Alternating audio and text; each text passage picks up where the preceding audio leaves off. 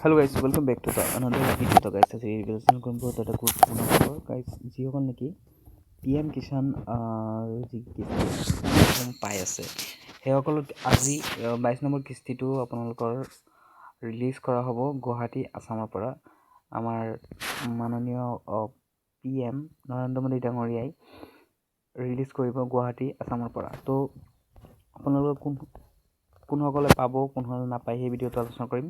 ভিডিঅ'টো আপোনালোকে চাই থাকিব আৰু যদি নতুন চেনেল এতিয়া ছাবস্ক্ৰাইব কৰিব লগতে বেল আইকনটো প্ৰেছ কৰি দিব কাৰণ এনেধৰণৰ আপডেট মই সদায় লৈ আহোঁ।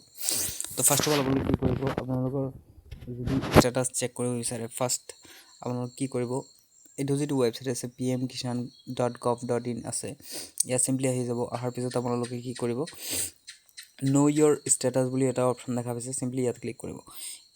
ছাইটটো অলপ বেয়া হৈ আছে কাৰণ মানে বেয়া হৈয়ে থাকে। আপোনালোকে ৰেজিষ্ট্ৰেশ্যন নাম্বাৰটো দিব, তাৰপিছত আপোনালোকৰ কেপচা কোডটো দিব। যদি আপোনালোকে ৰেজিষ্ট্ৰেশ্যন নাম্বাৰ নাজানে তেনেহ'লে ন' ইয়ৰ ৰেজিষ্ট্ৰেশ্যন নাম্বাৰ ক্লিক কৰিব। ক্লিক কৰি আপোনালোকৰ মোবাইল নম্বৰ দিব নহ'বা আধাৰ কাৰ্ড দিব, ঠিক আছে। আধাৰ কাৰ্ড দিয়াৰ পিছত আপোনালোকৰ কেপচা কোডটো মাৰি গেট আধাৰ অ' টি পি দিব লাগিব। যদি মোবাইল নম্বৰ দিয়ে মোবাইল অ' টি পি দিব লাগিব। আৰু যদি আপোনালোকৰ ৰেজিষ্ট্ৰেশ্যন নাম্বাৰটো আছে অলৰেডি তেনেহ'লে কি কৰিব, চিম্পলি আপোনালোকে ন' ইয়ৰ ষ্টেটাছত যাব। চিম্পলি ইয়াত আপোনালোকে ৰেজিষ্ট্ৰেশ্যন নাম্বাৰটো এণ্টাৰ কৰিব, তাৰপিছত কেপচা কোডটো দিব, গেট যিটো ৰেজিষ্টাৰ্ড মোবাইল নম্বৰ আছে। KYC কৰাৰ টাইমত যিটো মোবাইল নম্বৰ দিয়া হৈছিল সেইটো মোবাইলত এটা অ' টি পি যাব। সেই অ' টি পিটো আপোনালোকে ইয়াত দিব লাগিব। দিয়াৰ পিছত আপোনালোকে এটা ষ্টেটাছ আপোনালোকে চেক কৰিব পাৰিব চাগে। আপোনাক মই দেখুৱাই দি আছোঁ। এনেকুৱা ধৰণৰ এটা আপোনালোকে ইণ্টাৰফেচ পাব, ঠিক আছে। মানে এণ্ড অ' টি পি দিয়াৰ পিছত আপোনালোকে বাৰে বাৰে ট্ৰাই কৰিব, ছাইটটো অলপ শ্ল' হয়। তো আপোনালোকৰ যদি লেণ্ড ছিডিং হৈ আছে য়েছ আৰু KYC ষ্টেটাছ য়েছ হৈ আছে KYC ষ্টেটাছ, তাৰপিছত আপোনালোকৰ আধাৰ বেংক একাউণ্ট ছিডিং ষ্টেটাছ যদি য়েছ হৈ আছে তেনেহ'লে আপোনালোকৰ এই তিনিটা হৈ থাকিব লাগিব, নহ'লে প্ৰব্লেম আছে। কিন্তু এই তিনিটা হৈ থাকিলেই নহ'ব, আৰু এটা কাৰণ আছে, আৰু এটা আছে আপোনালোকৰ হৈ থাকিব লাগিব ফাৰ্মাৰ ৰেজিষ্ট্ৰেশ্যনটো কম্পালচৰি হয়, আপোনালোকে কৰা হ'ব লাগিব, নহ'লে আপোনালোকৰ পে'মেণ্ট একাউণ্টত সোমাই, ঠিক আছে।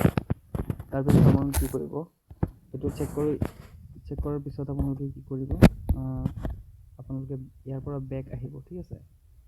বেক অহাত আপোনালোকে এটা বস্তু চেক কৰিব। ইয়াতে মই মোবাইলত ৰেকৰ্ড কৰি আছোঁ কাৰণ অলপ অসুবিধা পাইছোঁ।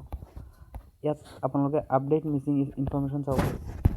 আপডেট মিচিং ইনফৰমেশ্যন যিটো অপশ্যন আছে, আপডেট মিচিং ইনফৰমেশ্যন, এইটো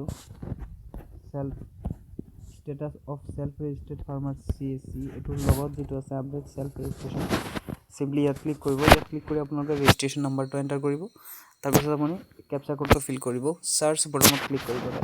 ইয়াত ক্লিক কৰাৰ পিছত যদি আপোনালোকে দেখে কোনো আপোনালোকৰ ষ্টেটাছ অহা নাই, চব ঠিকেই আছে, যদি আপোনালোকৰ এনেকুৱা এটা স্ক্ৰীনত আহে record not found for correction or it has corrected, ঠিক আছে, তেনেহ'লে কোনো প্ৰব্লেম নাই, আপোনালোকৰ টকা সোমাই যাব। আৰু যদি কিবা প্ৰব্লেম থাকে তেনেহ'লে আপোনালোকৰ সেইটো পেজত অলৰেডি শ্ব' হৈ যাব, ঠিক আছে। কিবা এটা শ্ব' হ'ব যে লেণ্ডৰ কিবা প্ৰব্লেম আছে বা কিবা ভেৰিফিকেশ্যন প্ৰব্লেম আছে, যিকোনো প্ৰব্লেম যদি থাকে তেনেহ'লে শ্ব' কৰিব।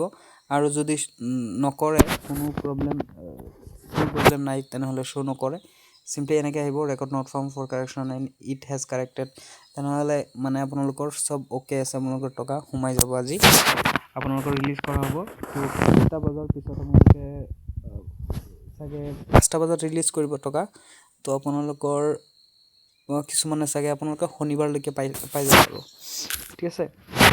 আৰু কিছুমানে যিসকলে নাপায় আৰু অলপ লেট হ'ব কাৰণ বহুত টকা ৰিলিজ কৰিব ন। তো এইখিনি আছিল আপডেট। ভিডিঅ'টো যদি ভাল লাগিল লাইক শ্বেয়াৰ ছাবস্ক্ৰাইব কৰি দিব, ভিডিঅ'টো শ্বেয়াৰ কৰি দিব। লগ পাম অন্য এটা ভিডিঅ'লৈ। আজিলৈ মানে থেংকছ।